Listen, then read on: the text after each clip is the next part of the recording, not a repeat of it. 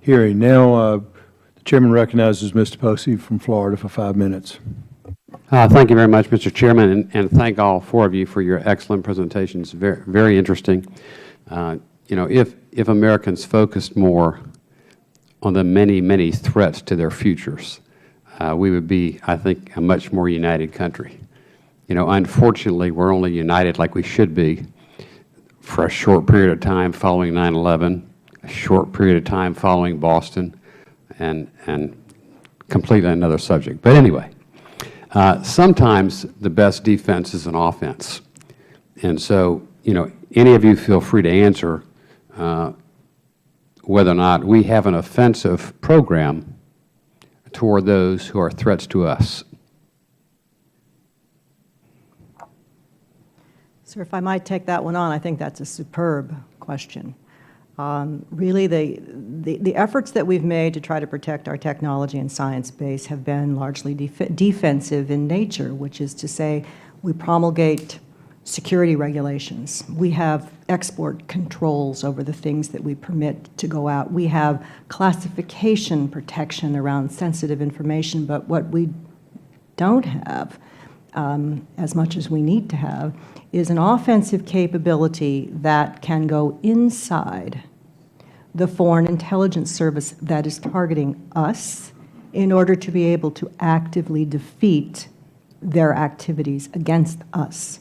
One of the reasons we don't have that harkens back to my opening explanation today, which is we've never had really a unified counterintelligence strategic capability in the United States. We've done things defensively to protect certain operations abroad against foreign intelligence attacks. We've enforced espionage laws here at home, but offensively to get inside that Foreign Intelligence Service to understand how they operate, how they're tasked, what their liaison relationships are, the things that may make them vulnerable to us.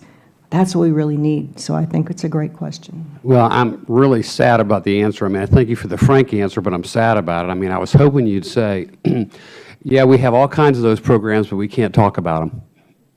I'm sad to learn that we don't. I mean, there's one reason this country hasn't been overtly attacked, and that's because people who might attack us realize the cost of retaliation, and it's unbearable to them.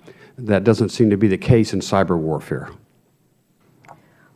In cyber warfare, that's an interesting and challenging calculation in and of itself, and I think that there are lots of conversations, studies underway to try to better understand what we can do consistent with, you know, our values and the laws of war in offensive cyber operations. So that's a great question in and of itself.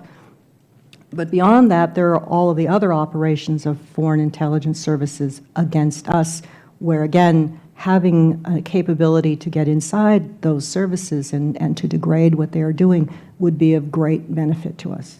And doesn't it seem like it makes an awful lot of good sense to you to unilaterally disarm when you make agreements with these countries that are robbing you blind in the left pocket, and you're going to voluntarily disarm any defense you have in the right pocket? I mean, is there something wrong with that theory or something right about that theory that we don't see?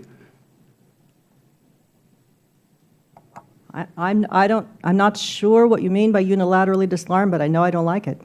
Yeah, well, you know, supposedly friendly countries, you know, don't hack you, don't rob you. You know, they don't go into your Pentagon, they don't go into your banks, they don't, you know, they don't cause the havoc that they've caused.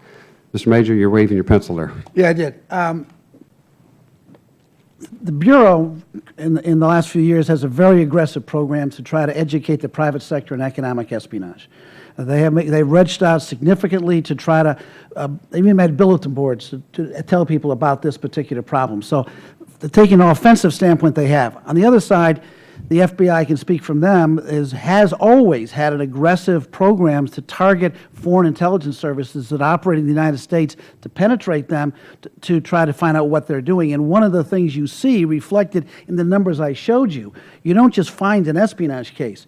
Almost always when you find an espionage case that I showed you, it's because you have penetrated that service in some manner, either from a technical standpoint or a human standpoint. They've told you about the fact that you've been under attack. The first target of the Chinese was made by the CIA in 1982. It was the first Western service to ever penetrate the MSS. We didn't understand what China did for many, many years.